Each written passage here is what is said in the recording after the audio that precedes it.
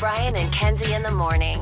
And Chicago's alternative all day. Q101. Brian and Kenzie on Q101. Maria checked in from Gurnee and said she's been waiting all week for the Pretty Woman review from Case on Valentine's Day because she said, quote, and she's checking in from Gurnee, I will bring all my friends from Gurnee down and cut his head off if he doesn't like it. That's a quote. So, yeah. Not very Big Valentine's. mistake. Huge. If you don't like this movie. All right, here we go. For Christ's sake, tomorrow's the 4th of July, and we will be open for business. What country you from? What ain't no country I ever heard of? They speak English and what? Utah. Give me 2. Do you enjoy pain? Pain don't hurt. Wax on, right hand. Wax off, left hand. Now fry like bacon, you little freshman piggies. Fry! Fry! Playing football in West Canaan may have been the opportunity of your lifetime, but I don't want your life. Well, here we go. Voted on by the listeners because it's Valentine's Day and he wanted the best rom-com, and our listeners said Pretty Woman. Case has never seen it. He's 26 years old.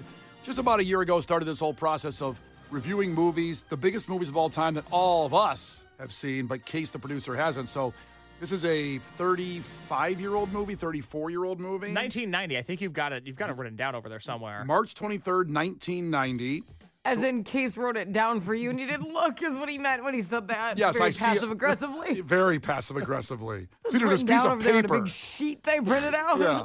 So 1990. So the eyes of a 26-year-old looking at a movie that's 35 years old in a month.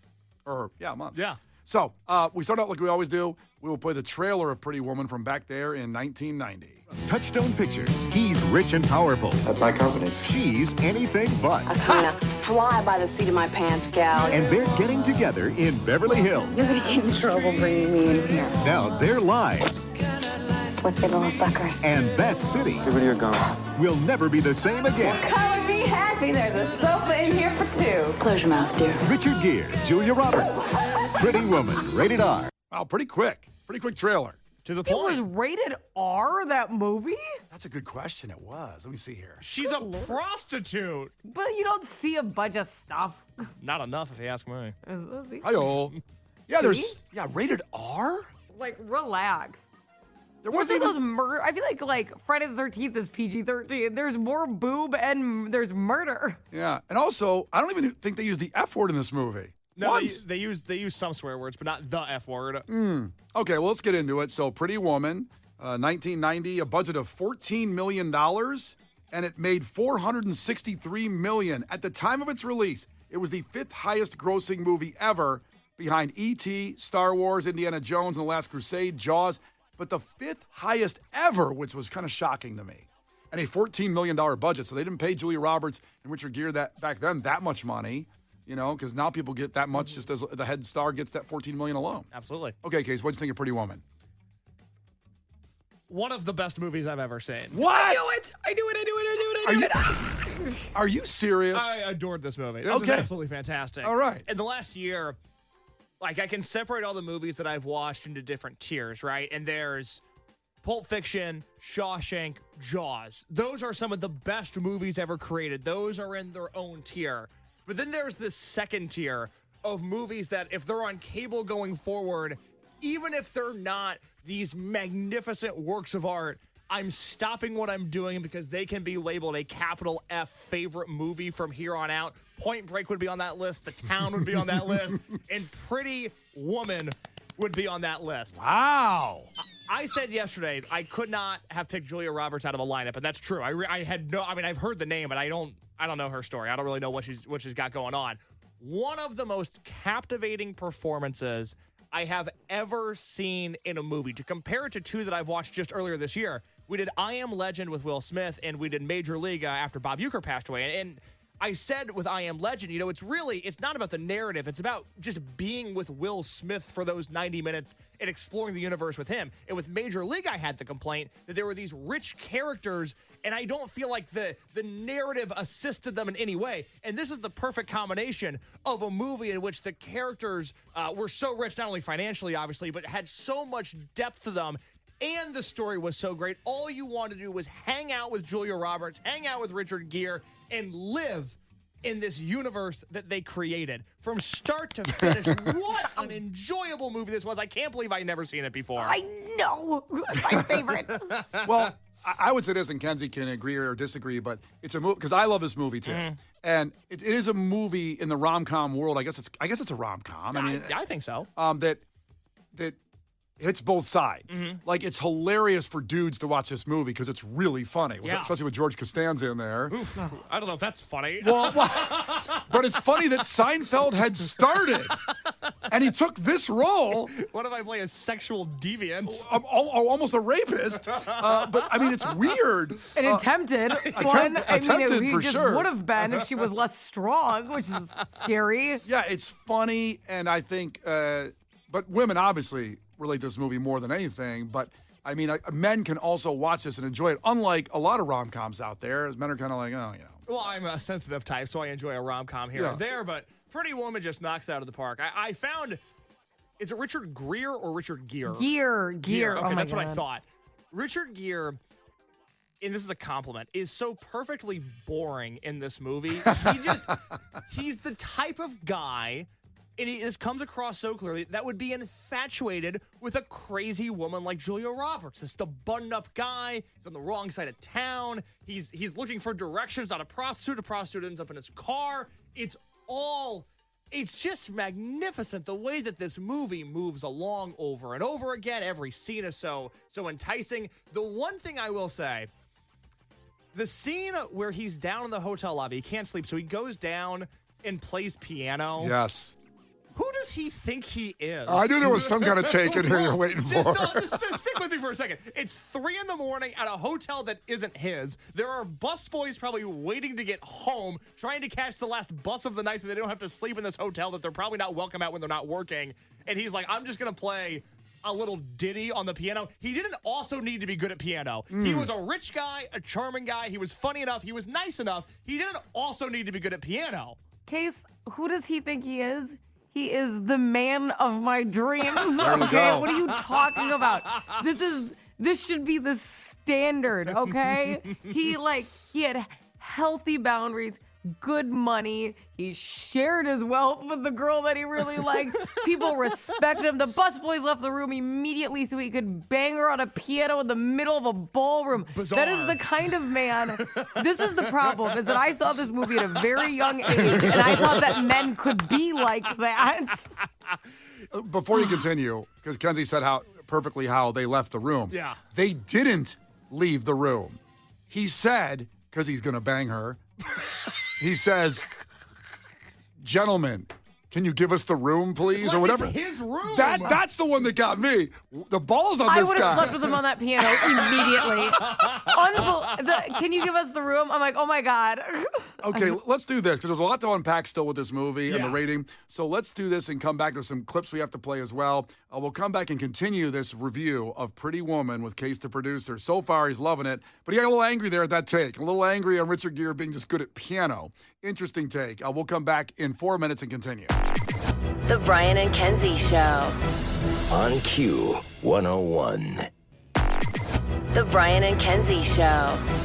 On Q 101. All right, Case the producer in the middle of his review of Pretty Woman. He had never seen it. If you just joined the show, we do this every Friday at 8, and he sees a movie he's never seen because he hasn't seen that many movies. And now he's at Pretty Woman for Valentine's Day. It was voted on by you guys as the best rom-com out there to watch. And so far, a tremendous review, except for upset that Mr. Lewis, Richard Gere, in the movie could play piano well as a billionaire, and that just rubbed him the wrong way. Everything else is too much. Not picking up a prostitute on the street, but then he could play. It was not too much. It's everything I've ever wanted. Well, no, picking up a prostitute. I mean, sex work is work. There's nothing wrong with that. Well, it's funny because Escobar checked in from Arlington Heights, and he said a lot of guys saw this movie in 1990 when they were young and too honest and believed that prostitutes could be just like Julia Roberts was in that movie. That'd be nice. And I'm just saying they're not. Not that I know. Whoa, have you hired one? I don't know much about the streets. Because I have to be honest, they could be. I'm still unaware. That's my perception. I'd love to see that story, and we'd love to have it on the air if Could you imagine the girl that showed up and Brian's like, get out of here. You're not Julia Roberts. If there is a former... I got Kit. I'm looking at like Lake Forest. If there's a former prostitute that married a billionaire and lives in the North Shore, check in. Call us up. Because you're living my dream. Kenzie, what's your job? Well, Kenzie, speaking of your dream, so you said you were widely in favor of the piano scene in which this guy is being just a billionaire and being not self-aware and plays the piano down in the lobby of the hotel that isn't fine his. with me. Why does he need to be self-aware? I was trying to put myself in the perspective of Julia Roberts, and I think even if all of this happened to me and I was getting all this money and I met this guy and it was this whole thing, I think I would be so disappointed if I found the rich guy whose hobby was going to the opera. When they showed up there, all I thought was, he should take her on jet skis or something. What a lame date it is to go to the opera. Why can't they go do something cool? One, the opera's great. Two, do you know what she's been through? The opera's not great. The opera sucks. Can we just clarify? She had to hang out at a place called the Blue Banana for a while. Like, you understand what she's been through? She's probably like, oh my God, a seat that's not sticky. This is awesome. That's a great point, Kenzie. That's a great point. She just wants to sit and relax. I was so bummed out that they went to the opera and they didn't have like a weekend of dirt bikes and jet skis and things like that. Dirt bikes? If you're going to be a rich guy, buy a dirt bike. Don't go to the opera. What a waste of time that was. Boy, on a private plane. Oh, God, I feel so bad for her date. Yeah. I just thought it was lame. Before I give my rating, I want to mention one other thing. I am so shocked at this movie in an era of adaptations and reboots and remakes and all these things that there hasn't been some other form of Pretty Woman content out there. And I thought as I was watching this movie, to go back to the prostitutes for a second, the integral part of Pretty Woman, what I want more than anything after watching this movie, I love this movie. I thought all the characters were fantastic. I wanted more time with the prostitutes. I thought they were so interesting in the start of the movie. And every man ever. What I'm pitching to ideally HBO, although Netflix can have it if they want it. I want a Pretty Woman TV series prequel that follows Julia Roberts, that character, and Kit through the mean streets of Los Angeles as prostitutes. Because what an interesting time in LA. It's like right before the Chili Peppers broke, and they're wearing all these just cool, interesting outfits. Like, to me, watching this movie, being who I am, which is somebody that annoys Kenzie because I'm oftentimes the antithesis of her, I'm way more interested in prostitute Julia Roberts as a friend or as a lover or as just a good hang than I am the sophisticated Richard Gere indoctrinated Julia Roberts. The wealth does nothing for me. So, fun fact, they actually felt like case and they wanted longer scenes with the prostitutes, but the hourly rate was too high. Also, this movie was supposed to be a darker movie and have a bad ending where she died, I believe, right? And I think if this movie was going to be made now, they would have to lean more in that direction. Now, just for the sake of the thought experiment, I did try to put on my woke tinfoil cap. Like every day you do? Yeah, you know me. That's my thing. And I was trying to figure out, like, okay, where does it get problematic between Julia Roberts and Richard Gere? And ultimately, I came up with nothing. There are two people that like each other. Leave them alone. The romantic part of this movie, minus the George Costanza attempted rape, holds up quite nicely. Right, but they condemn him for that. So that's actually pretty realistic. They do. It's good. It wasn't like, hey, it's fine. It was a good deal. Richard Gere didn't come off the elevator and high-five him? Yeah. I think overall that even stands up because that does happen. So it's good that we condemn it. Fantastic. Well, before your rating, we have to give the famous scene of all time of all women in Chicagoland, including my wife specifically, when she goes back into the store, the expensive store, and shoves it in the face of the woman that wouldn't serve her earlier because she was a prostitute. Hi. Hello. Do you remember me? No, I'm sorry. I was in here yesterday. You wouldn't wait on me? Oh. You work on commission, right? Yes. Big mistake. Big. Huge. I have to go shopping now. My wife, Megan, comes back from like Walgreens and does that line. You should see what I did in there. Big mistake. Huge. Making me wait at the counter. Look at all the Sudafed I need. Every woman, I can maybe just speak for them, they worship that line because it is accurate of getting payback when you've been wrong. Yeah. And there's nothing better than that. Also, before the rating, when Kenzie mentioned the blue banana, that reminded me of every bar on Division Street back in, like, let's say circa 1999.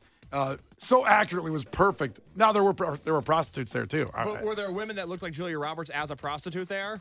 There were women that looked like Julia Roberts. I don't know if they were prostitutes. No, but as her prostitute character, there were women that looked like that? Oh, yeah. Oh, man, that sounds awesome. Kenzie, should I ruin the movie a little bit for him? What? How? You know what I'm going to say? He saw it. What do you mean? You know that Julia Roberts had a body double in this movie. When? Throughout the scenes when they show her pretty close to naked. Oh, well, that chick was hot, too, so that's fine. What am I going to do, get mad at that? I mean, Julia Roberts. Why would that upset you? What are you talking about? A second hot woman appears. Oh, no. Well, I'm saying Brian's nightmare. That's terrible when two hot women show up. All right, Case, what are you going to do, rate these in prostitutes? I have to. And if Pulp Fiction and Shawshank were a 10 out of 10 and Jaws was a 9.5 out of 10, this has entered that second tier, like I said, of all the movies I've watched this past year. This is a 9 prostitutes out of 10. Wait, is that the highest rating you've given a movie? No, because I just gave three others that had a higher rating. Sorry, I wasn't paying Shawshank, attention. Pulp Fiction, and Jaws. I mean, it's just, this is, Case, do you know what I'm talking about when I tell you he doesn't listen to me? Do you see it? It's really such a phenomenal movie. It is so much fun. I love the characters. I wish I had more time with Julia Roberts as the prostitute. I want to explore downtown LA with her.